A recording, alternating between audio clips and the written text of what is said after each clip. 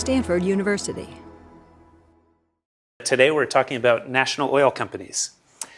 So I thought a good approach for this on a Monday is NOCs in the global oil market, should we worry? So I'm going to look at various dimensions of worry. So just to start off, I'll start by talking a little bit about national oil companies, what they are, what was the genesis of the book that Sally mentioned. But I think a good observation for people who are not very involved with the oil markets is it sometimes really surprises people that if you look, this is a rank ordered the various oil companies and looking at oil and gas reserves. And so I've color-coded this here, so all the reddish colors are state-controlled oil companies, and the black and gray are international oil companies. And so I think some people are a little bit surprised that you have to get down to 8th position in reserves before you get to ExxonMobil. So NOCs are really quite dominant, in a sense, in the world oil markets. This is an analogous chart for combined oil and gas production instead of reserves. So you can see that for the reserves they have, the international companies produce a bit more rapidly than the national oil companies, so they move up the ranking a bit. And then this is just another way to look at the role of NOCs in the world oil markets. Here we've taken some data from Wood Mackenzie, which is an industry consultant and research company, and we've analyzed it to look at what fraction of oil and gas, or in this case it's oil reserves and production, are held by NOCs. So that's the gray part. And then the place where I say PES 15 NOCs, those were the group that we looked at in our large study of NOCs. So about 3/4 of oil reserves and a little less of production. And then gas, natural gas, it's a similar story, although NOCs are a little bit less dominant in gas for reasons that I'll talk about. So should we worry? So the dimensions I'm going to cover, although you're free to bring up additional worries during the questions, is should we worry about private oil companies? If they're getting kicked so far down the ranking, I mean, how long will the Exxons of the world be around? Some people don't worry about that, but I think that's a good thing to think about. What about NOCs as a geopolitical weapon? So this is something that's much talked about in the news, that we should be worried about that.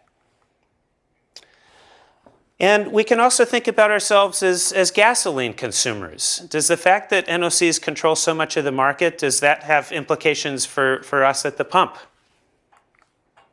And then finally, what about the environmental impacts of NOCs? The fact that they control such a big part of the market, does that have different effects on environmental outcomes versus if the oil majors that we know, the private companies, controlled all of the market? Okay, so now I'm just going to talk a little bit about what are NOCs and what makes them different.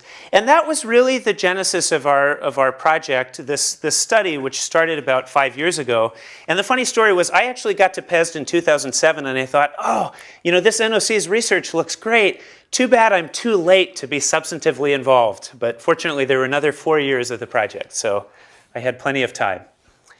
These are the 15 cases that we looked at in this research project. So we tried to look at some of the most important companies and also get good variation geographically and related to other factors. Okay, so let's talk a little bit about this term national oil company. This is the convention. People call it NOC. People will know what you mean. But if you deconstruct this term, it doesn't quite work. So first, let's look at national.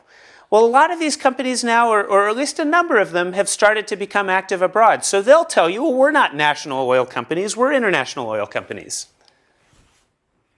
Okay, how about the oil part? Well, many of them are very active in natural gas as well. So that's a little too restrictive. And then company.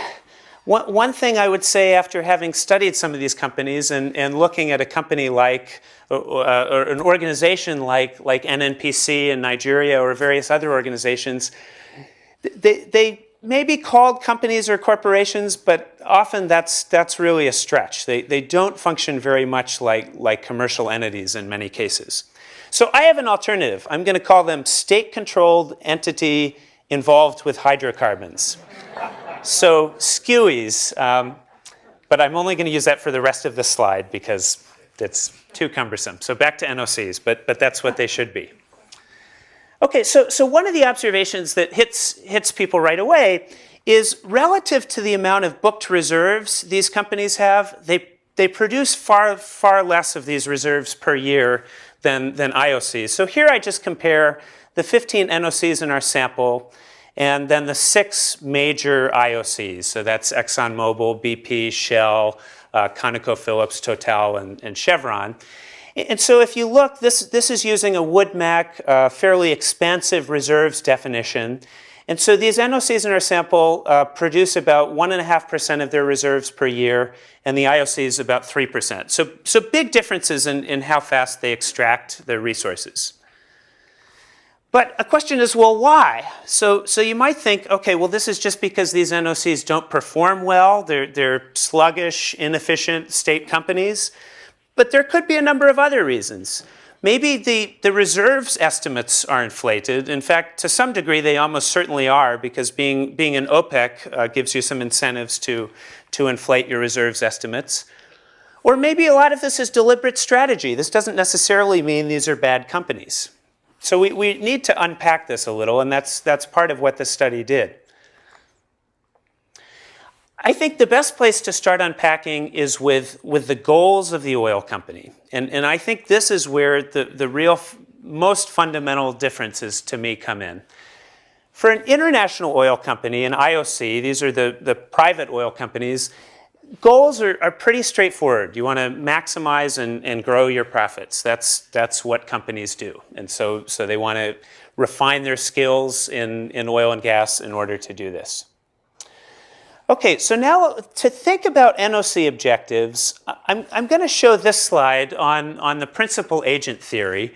And principal-agent relationships are everywhere. It's your relationship with someone that you want to do something for you, but that person knows much more about the thing you want them to do than you do. So it could be your doctor or your lawyer, or you can have relationships like this between a government and some government agency. So the very characteristic problems of these principal-agent relationships are the principal wants to get something done and needs to employ this agent to do it, but the trick is the agent doesn't share exactly the same objectives as the principal. So in many cases, maybe they want the most pay for the least work, or maybe they have other things that they want to get out of this relationship. So to make sure that he's getting a good deal, the principal puts in some kind of incentive scheme or monitoring scheme. But this is always a bit tricky because the agent is going to know more about what the agent is doing. So principal-agent thinking is arguably why NOCs started in the first place. So the real spate of nationalizations and development of NOCs happened during the 1970s. And I would say it was because governments thought they were getting a raw deal off of their resources. They saw these private international companies that they were completely dependent on to extract all of their resources, which often was their biggest source of government revenue, one of the biggest contributors to their economy. And so quite understandably, they said, well, this is really a problem. I mean, we might not be getting a good deal out of this, and we're kind of tired of being bossed around. And so they started to create these national oil companies, and many of them started in the Middle East. And the idea was, we're going to totally take care of this principal-agent problem because now we'll have a government agency that is the national oil company. They can learn about how to do all this stuff, and then they'll be on the same team as we are. So this will really, we'll get all the information we need about our resources. As you might guess, in practice, it didn't work out so cleanly for the governments that once you create an agent like this, the governments found that just like any other agent, they had their own objectives, which were not exactly the same as the government's objectives. And so that's something we can talk about more. But that's why a lot of this started. And it is an expectation on all NOCs, virtually all, I would say, that the government wants them to do something for the government besides just extract oil and make money. So if you think about these as the goals of the IOCs, for the NOCs, almost all of them have at least some commercial aspect. But then beyond that, they have many other goals reflecting what the government wants. So for a number of governments, Mexico is a great example, they provide a huge source of funding for the government. Often they might subsidize domestic fuel, which is a source of political advantage for the government to show the population that they're doing something good for them. In some cases, they could provide development programs, or even in a lot of countries where institutions are weak, the NOC might be just the most competent agency overall, and so they might get tasked with a lot of things. They could be asked to provide energy security for the country in some way. And perhaps they can be asked to do foreign policy bidding of governments. And maybe they can do something for the governments to extract hydrocarbons at a rate that is more in tune with what the governments want. So this is really what makes an NOC to me, is if you think of IOCs as commercial, NOCs are sort of commercial plus something else. So I'm not going to go through this slide in detail, but this is a figure that's taken from the book. And this just shows that one thing we could get out of these case studies, which was quite interesting, was really categorize these non-oil activities of all of these companies. And we divided them in a political science sort of sense into social or public goods, which are intended to benefit a large swath of the population, and private goods, which are more often aimed at elites and sometimes would be more along the lines of what we might call corruption or patronage. So we did kind of a cataloging of all of the companies in our sample, and we turned that into a composite ranking of what is the non-hydrocarbon burden of different NOCs on a 4-level scale. And then we matched this against performance. So we also came up with a composite performance ranking in hydrocarbon activities for the NOCs, which actually turns out to be an incredibly challenging and controversial thing to do. I gave a talk about the book at Chatham House in London, and we had one of the companies represented was from one of our not highly ranked NOCs. So it was great. It facilitated a very good discussion about what we were trying to say with performance. But just the short message here is that when you graph these two together, you see a pretty strong correlation between how many non-hydrocarbon things an NOC is tasked to do and how well they perform in hydrocarbons. So the message is state goals and what a state asks a company to do is really, really important. And it partly explains why there's such a huge variation in how well these companies perform. Okay, but now I'm going to get on to the worries. So this is the really the part we want to all get to and find out if we need to worry about these things. So private oil companies. Okay, so to talk about this, I think a critical lens for thinking about what private oil companies do is risk. And risk is very fundamental to how the hydrocarbon industry works. It's a very high risk, high reward kind of industry. And I just showed, this is just sort of a schematic to think about this, where I've drawn a company that's drilling deep water wells. And so deep water wells are extremely expensive. So this could be $100 million, or these days it could be even more. So that's a huge risk that these companies are taking financially. And just if you think about it, they might have to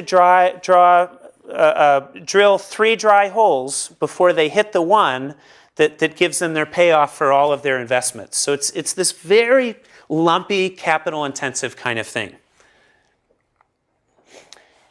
Risk can be thought about as as having to do with what's the uncertainty of outcome and the chance that you would have some severe negative outcome of what you're doing, combined with how much capital are you placing on a certain bet.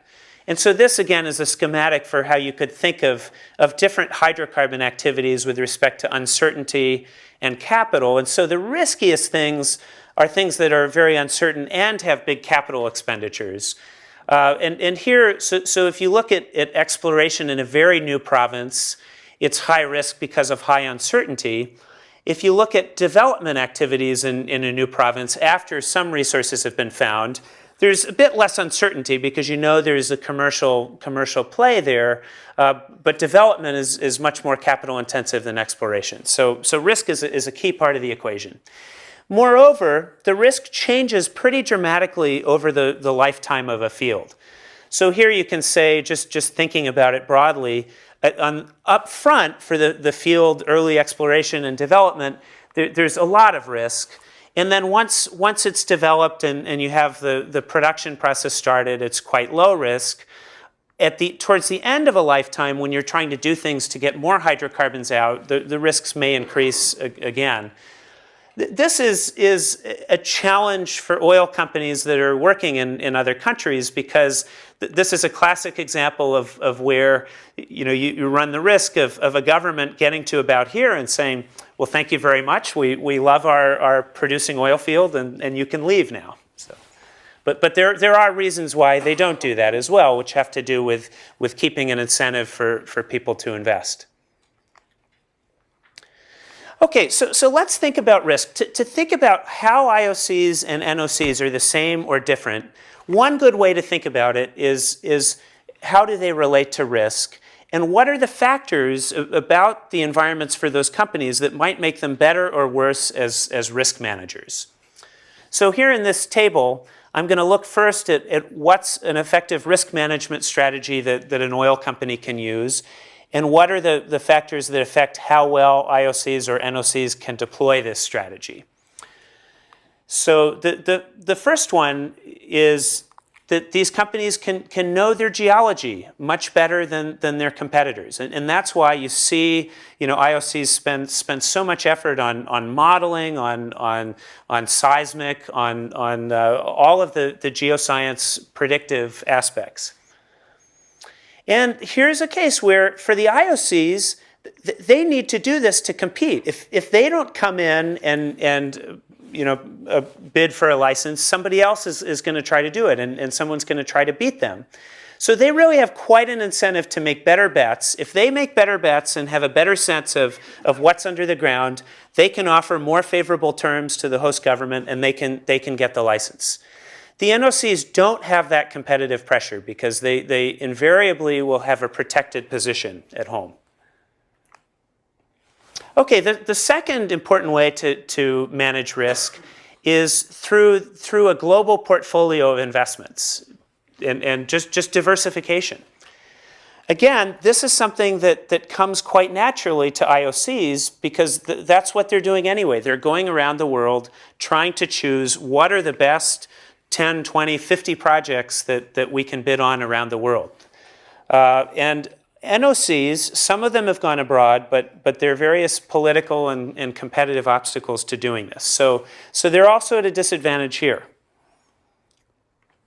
I'll just show that this was an interesting slide for us in going through this study. This looks at the 15 NOCs in our sample, and it's the portion of their production that came from their home country. So this was actually fairly striking to us was how few NOCs go abroad until they absolutely have to. And when you think about that, that's not too surprising. I think when companies have a source of revenue where they're protected and they don't really have to compete, it's easier to milk that than to go abroad where you really have to compete.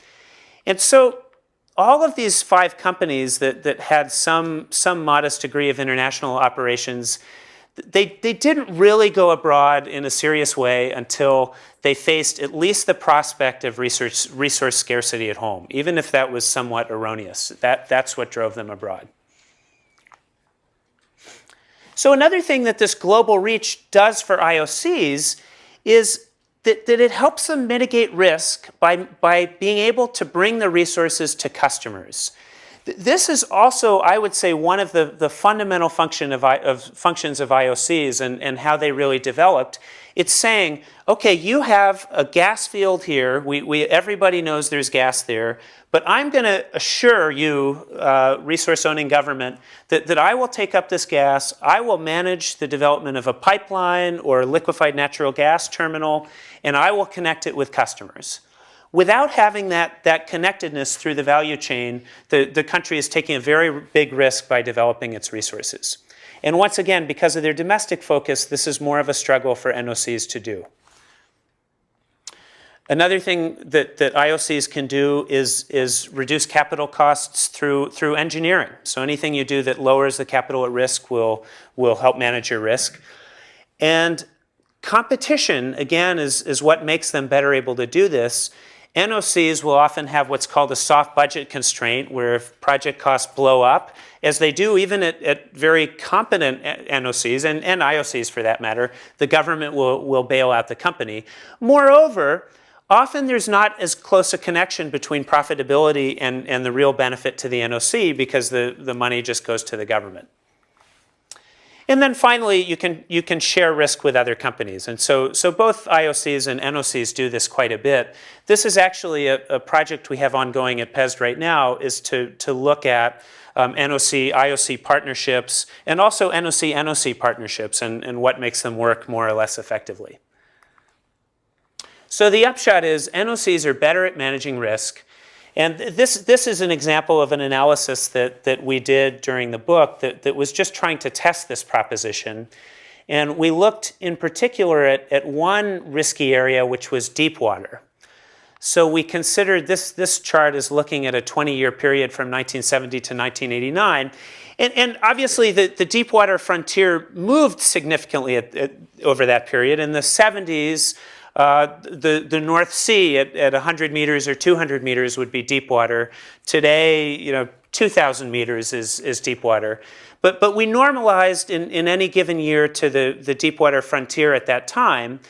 And so you can see that these columns here represent the fraction of exploration wells in a particular geological zone that were operated by the home NOC. And so what you can see here is that the deeper the water is, the less you have the NOC as the operator of that exploration well. And just to think about, so what does this mean for the future of IOCs? I would argue based on this that as long as there's an oil industry, which I think for better or for worse will be quite a long time, IOCs are going to continue to play a very important role because there will always be frontiers. This is some of the work that's come out of our NOC-IOC partnership study. And it just gives a bit of a picture of where have some of the NOC-IOC alliances been, which is also the areas where the IOC is helping in some of this risk management. And so one thing that was very important, again, was sort of gas supply chain and bringing gas to customers. But even things like bringing resources to market through refining, various other things like heavy crude conversion, enhanced oil recovery. And then in the E&P category, there are other things as well, one of which is unconventional gas, which Mark Zoback talked about last week. And so this just shows, if you look at NOC-IOC partnerships, there seems to be kind of an increasing interest in unconventional gas in those partnerships, as well as sour gas. Gas to liquids has sort of hit a lull because capital costs escalated a lot, and those weren't quite so attractive.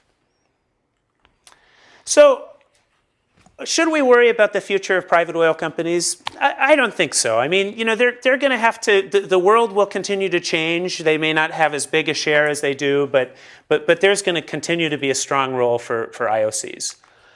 Okay, what about this one? What about geopolitics, that these NOCs might have damaging effects on foreign relations?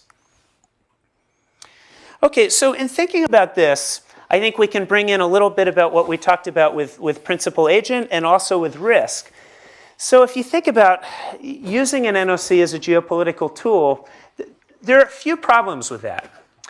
One is that leaders of a country cannot decree that the oil resources will work a certain way. So the fact is that it is what it is. This is risky. Some of this is high tech. And so even if Hugo Chavez wants to say, well, I'm going to do this all with PDVSA, he's going to run into some problems because you need someone who can do it. So it's not something where government decree can make things happen the way a leader wants. And then the other key thing here with principal agent is that the NOC may have different ideas. So the government may want to do something and may have a high priority. And the NOC, if it's smart, will try to give some nod to that priority. But they're going to want to do their own thing. And often that gets in the way with really deploying NOCs geopolitically. So again, that's kind of back to this principal agent theory. And in fact, one of the reasons we saw in our study for why NOCs wanted to go abroad was precisely to get away from their home governments. That they really, they'd often be subject to very restrictive regimes on how much profit they could take, on how many people they had to employ. So if you're a CNPC in China, it's great to get away. Yeah. Yeah, I just had a question. What about using NOCs as a way of leveraging other NOCs? So, like, for example, in Central Asia, it's a big issue. Yes.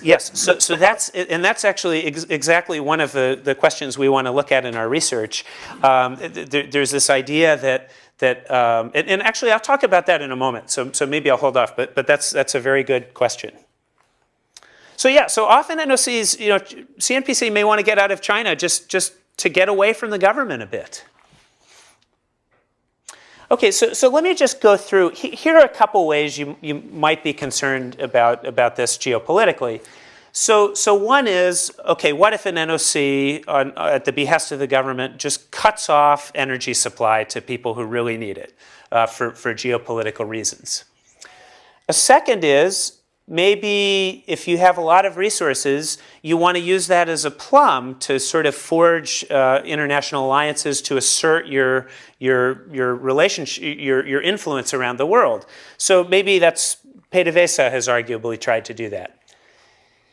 And then a third is what people worry about with especially Chinese NOCs, but also like the Indian NOC, Malaysian ones, that they're gonna lock up all these resources around the world, and then when oil becomes scarce, we're gonna have to fight them for it. So let's talk about that initial one first. So the thing we were struck by in our work, in our chapter on Prom, was where everyone else sees strength coming from Prom. When you dig into it, you really see more weakness than strength. And there's certainly a lot of bluster that I think in every country plays well for the home audience. But if you really look at Prom's situation, it's quite interesting. These were the gas sales of Prom in 2008. So the authors divided into three categories: Russia, former Soviet republics, and then far abroad, which is everything else, principally the rest of Europe. So this is extremely interesting. If you look at this, okay, but by far the largest amount of gas sales are domestic to Russia.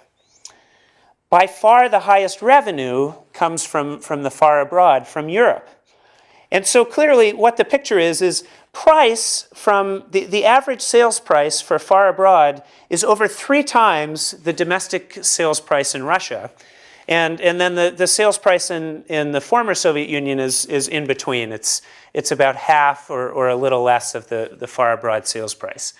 So this is really interesting. I mean, the government clearly wants to subsidize gas sales very heavily domestically, and they do. But the company wants this diamond and not these other two. I mean, this is the vast amount of their revenues come from what they're selling abroad. So if you look at Prom's incentive, the last thing it wants to do is cut off oil to anybody in Europe. So a lot of these things that I think are treated in the press as political disputes and certainly spill over into the political arena, it's at their core, they're often economic. And so, Russia, Ukraine, there was a shutoff in 2006 and again in 2009. But really, this was a very high-stakes price negotiation and disputes about whether Ukraine repaid debt that it owed Russia. And so really, economic factors were happening there. And then Russia and China have floated the idea of a gas pipeline connecting those two countries. And really what has put that on hold more than anything is just disagreements on gas prices, increasing number of sources of gas for China. So a lot of these things that I think get treated as very geopolitical, to me, often are not, although again, they may spill over. This I thought was sort of an interesting, this was from a previous PES study of natural gas and geopolitics.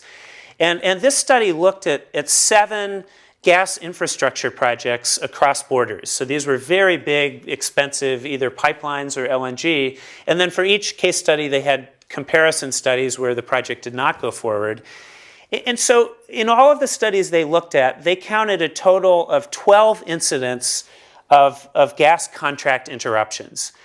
And interestingly, the supplier country was the initiator in only 3 of those. And the largest number were initiated by the gas-using countries. So when supplier countries say that they're worried about energy security, they're right. They're worried about the demand from the users. Okay, so let's look at the second one. And PDVSA is a great example here. Hugo Chavez sort of personifies bluster. And so back in 2006, 2007, he announced that they're going to have this big reserve certification project in their main heavy oil region, which is the Orinoco Belt.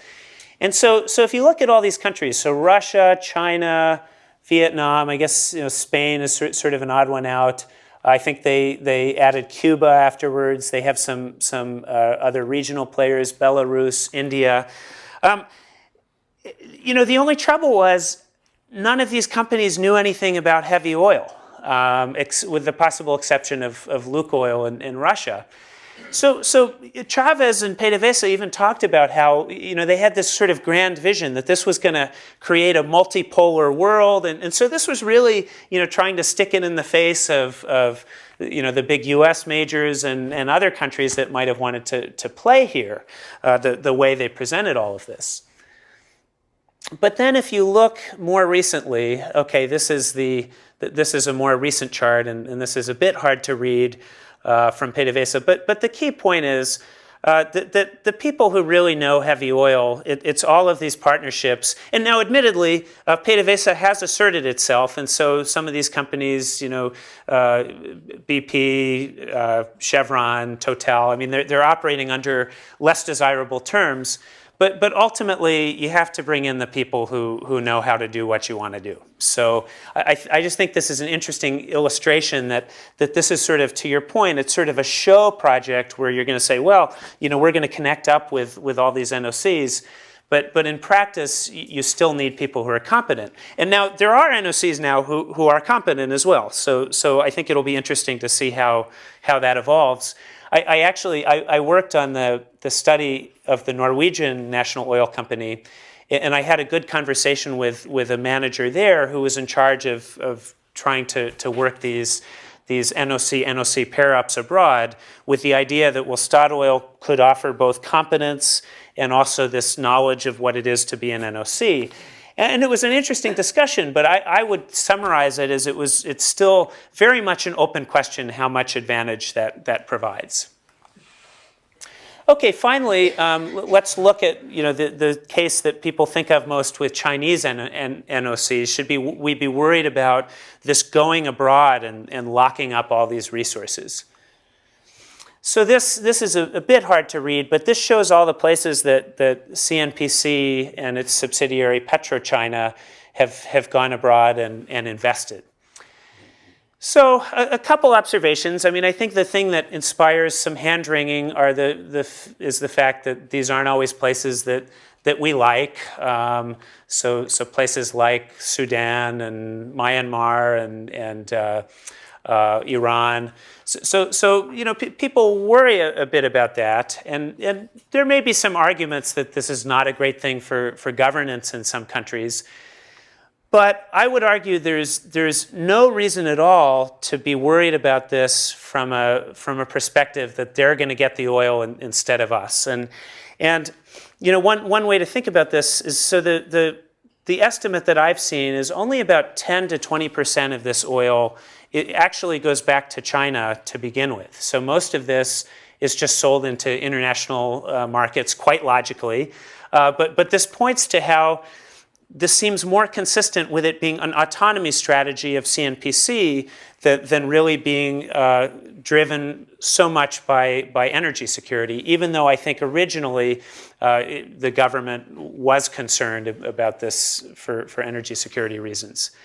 So even here, the story is a bit different than how it might seem. And we can talk more about it, but I would just say I see resource wars is something I don't lose a second of sleep over. Climate change, yes. Peak oil resource wars, no. So if that's controversial, we can talk about that more later. Okay, so I give a no to NOCs as geopolitical weapons. And so, okay, let's move on to effective NOCs on price. And so this might happen in a few ways. One is that NOCs could exercise market power. So market power or market power within or outside of a cartel. They might deliberately choose to deplete slower, which would increase price. And then there's something I'll talk about that they may have something that to us would look strange as far as their supply behavior. So I think it's certainly very, very, I think it's fairly indisputable that NOCs and above all Saudi Aramco do exert a certain degree of market power. And the way that they do this and the way that Saudi Aramco does this is by maintaining spare capacity so that you have the ability to withhold or flow your oil as you want it. And so that ability to withhold when demand is high is what gives you the ability to increase price.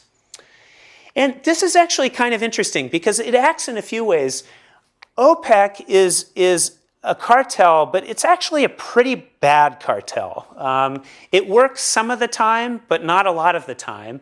And the reason is because the incentives when oil prices are high for cash-strapped countries to just produce all they can are very, very powerful. So you might think, okay, this is too bad for Saudi Arabia and other countries that it's a bad cartel. But I think you can argue it's even better for them in a way because it creates a lot of volatility in price.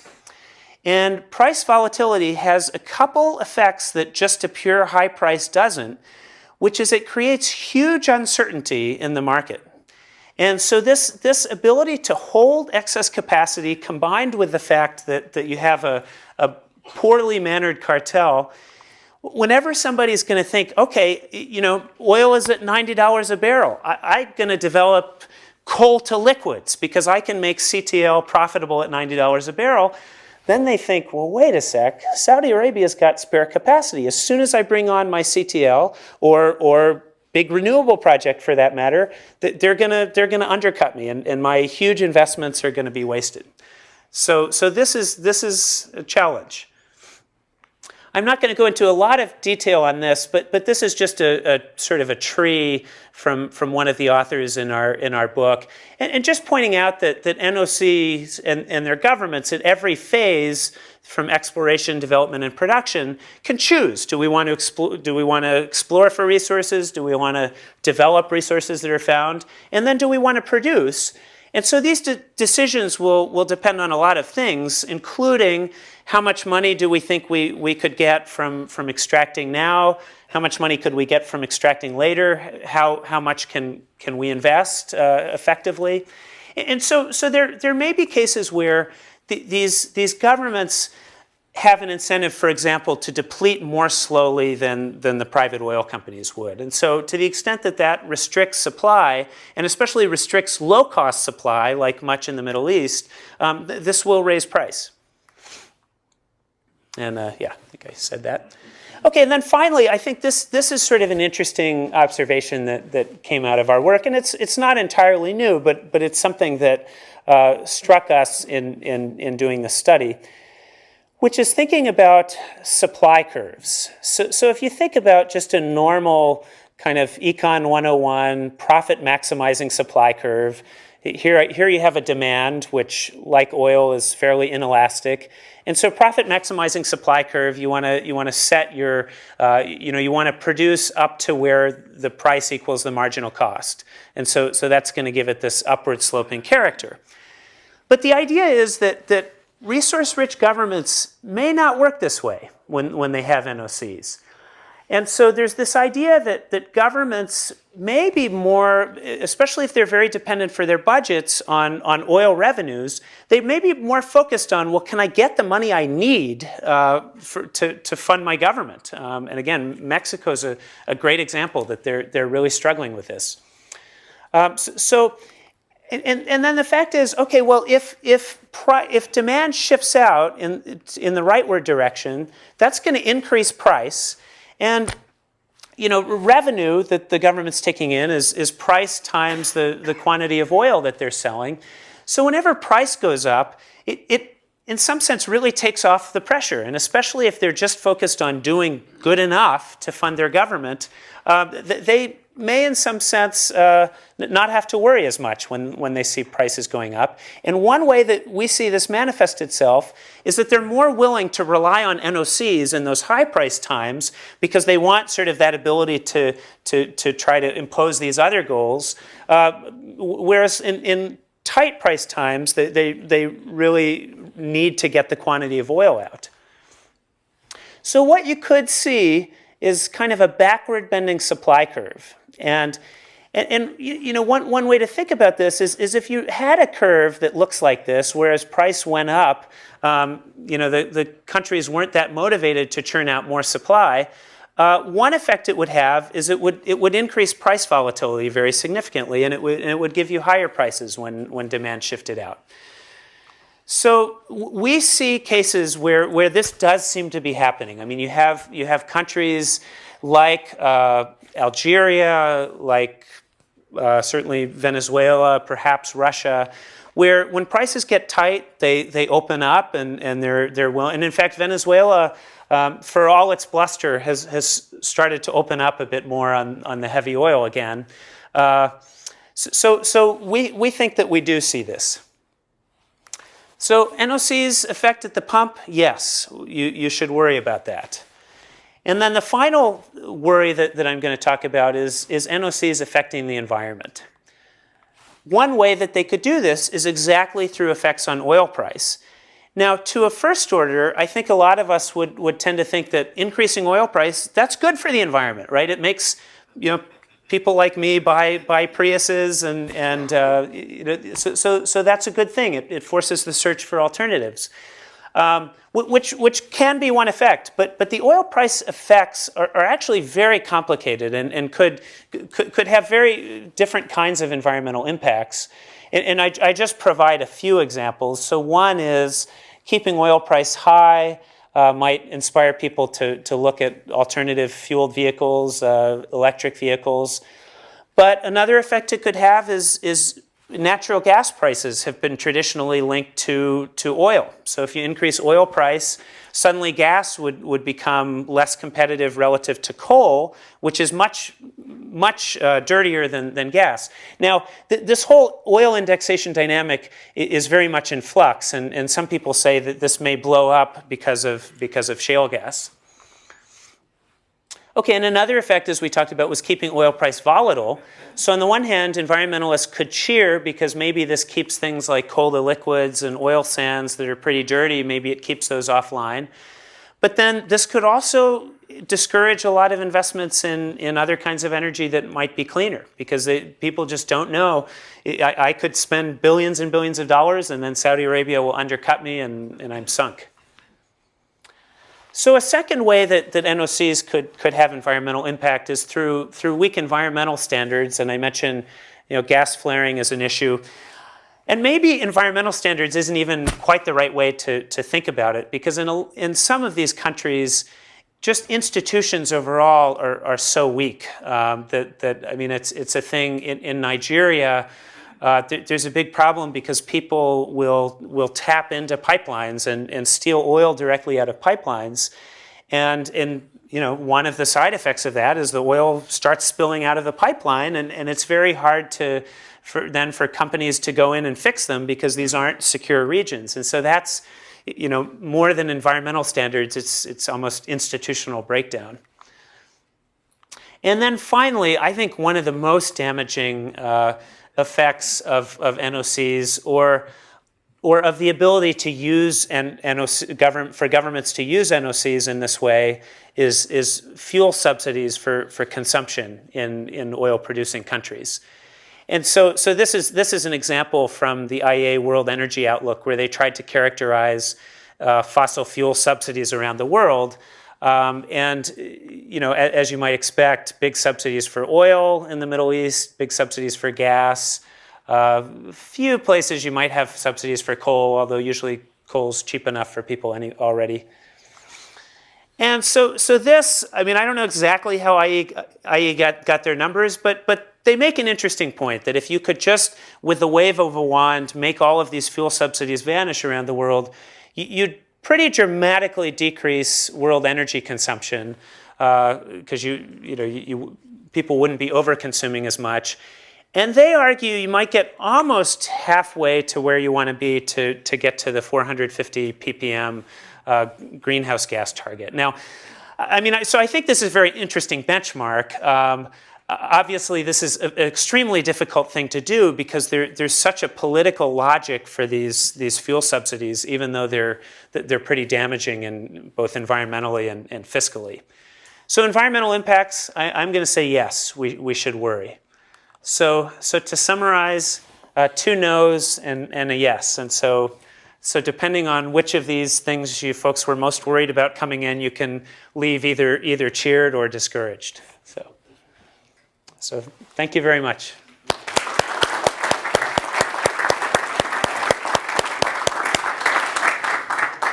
Okay, questions?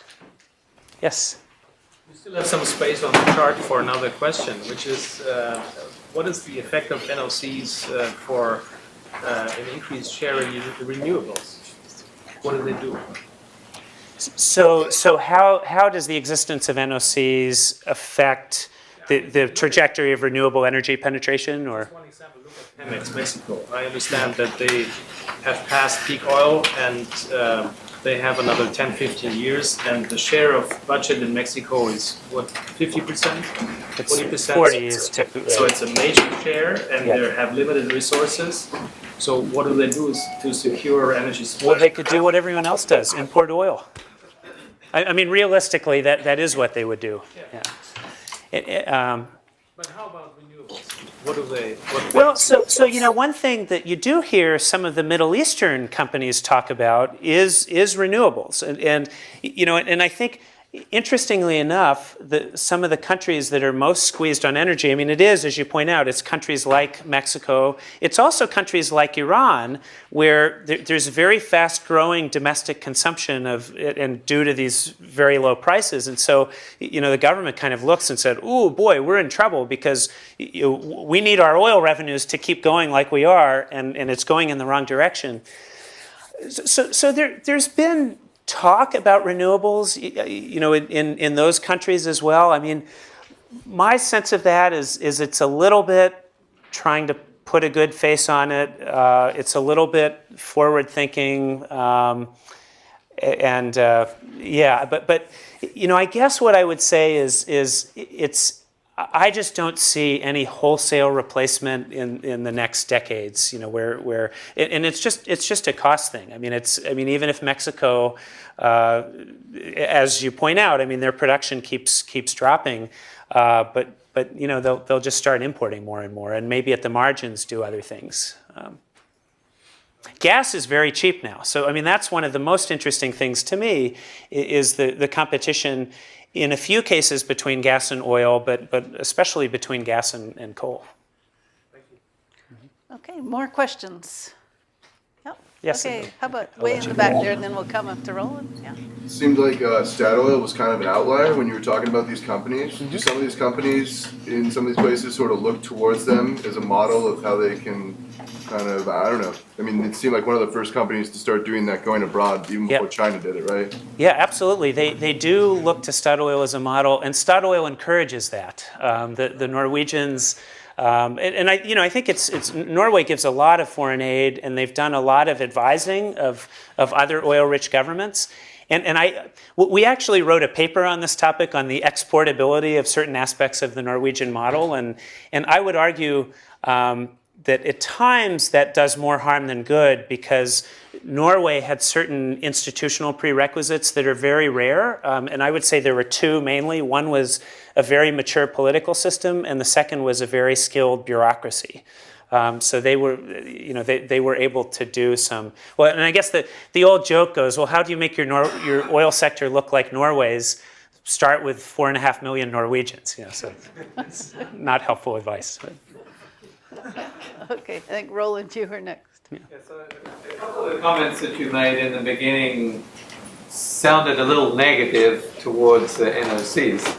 And one might reasonably argue that if you were the custodians of a national resource, proper stewardship would suggest that it would be in your list of responsibilities to actually preserve that resource for the benefit of the nation. So therefore, holding it back rather than sort of simply grabbing the quick buck would seem like a useful national strategy that you didn't. It could, yeah. And again, I mean, Norway is the case study of doing that pretty well. And I mean, Norway, it was extremely interesting because even before they knew that the oil was commercial, there were a couple visionary bureaucrats who started to say, hey, we might have oil. Let's start looking at this before the politicians find out. And so they were very thoughtful about, okay, we want to be careful not to do this too quickly. We won't be able to absorb it, and our quality of life will decline. And so and the other thing they did is they created this oil fund,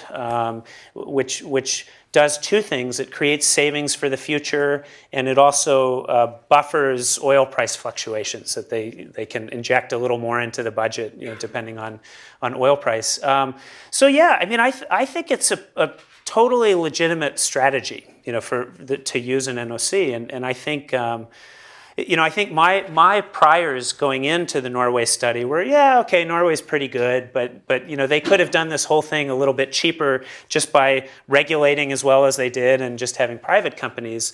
But I gained a bit more appreciation for how they use these NOCs to not just develop their oil, but develop a broader services industry. So I don't really mean to be negative about the government, and I also think a government has a perfect right to decide how it wants to administer its resources. Just the bigger challenge is it's very hard to do well, right? Because and especially if your institutions are weak. I think a lot of countries want to do it Norway's way, and only a few are able to. And even some of the success stories, I mean, I think Malaysia and Brazil are also generally considered success stories, and I think they are. But there's still tensions even there. And with Brazil, they found these big pre-salt resources, and that's starting to change the government that was leaving Petrobras to do its thing is starting to interfere a bit more. So it's just very challenging to administer it in that way. Okay, how about here, and then we'll go to Adam. Yeah, in the media, frequently it seems like the IOCs have control, and everyone goes, "Oh, NOCs are bad. These people are preventing us from getting a resource we need." And where I kind of come at it from a sovereignty issue, where these companies are able to service the government and the people and really take care of it. But given the media and the corporations that run the media in this country, it's not. It doesn't surprise me that people in general would have something against NOCs. Yeah, yes. Well, that's possible. I mean, I think, I guess the way I see it, maybe sort of cynically, is I think both sides use the media as negotiating tactics, right? And I think that's part of it to me. Okay, Adam, and that'll be the last one. How do you see the future trend in the reserves breakdown between NOCs and IOCs? So do you foresee a situation where the IOCs are sort of increasingly locked out of these sort of resource-rich areas and therefore become more like service companies to the NOCs, or how do you see that playing? So a very interesting trend there is it does seem like there are changes potentially in contract structure, and for example, with Iraq, the reopening of the Iraqi oil sector, the Iraqi government decided that it's not going to give contract types where the IOCs sort of own the resources. It's just going to give these sort of service contracts, and that's a big shift. And I think in some ways, to me, it strikes me as a bit of an artificial shift because it's more about how Wall Street looks at it than fundamental revenue flows, or it can be. But there are changes like that. I think the low-cost resources I don't see them becoming very available in the near future. So I think what's going to happen is that IOCs will continue to operate on the frontiers. And so I think you'll have situations like what you've had in the US where it looked like our gas resources were plummeting and people were getting really desperate. And then within a couple years, because of the price signal, you had people, the shale gas thing was just a complete surprise. And that's a huge expansion of in some sense, IOC resources. But I don't think it's suddenly going to open up again. I think they'll continue to operate on frontiers. Okay, well, thank you so much. That was fascinating. For more, please visit us at stanford.edu.